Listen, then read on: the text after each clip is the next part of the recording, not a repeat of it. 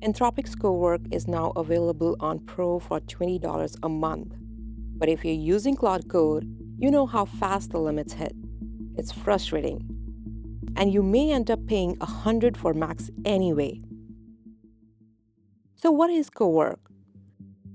It's basically Claude Code with a GUI, which raises the question, do you even need a GUI layer on top of what you already have? Probably not. Anthropic is trying to reach a wider audience, people who don't live in the terminal. That makes sense as a business move for innovation, but doesn't mean it's ready for prime time.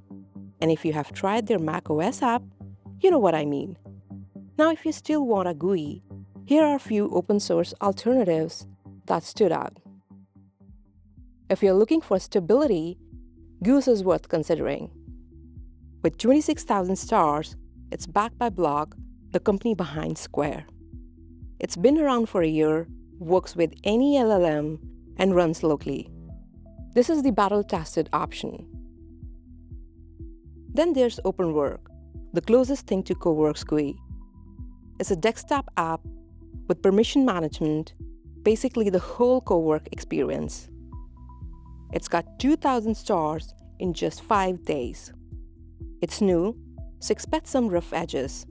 But if you want that Cowork feel without the price, start here. And if you're already using Claude Code, you might not need any of this. Claude Code does everything Cowork does, and you'll have more luck getting real work done in Claude Code than Cowork. So here's my take. Cowork could be good down the line. The future will tell.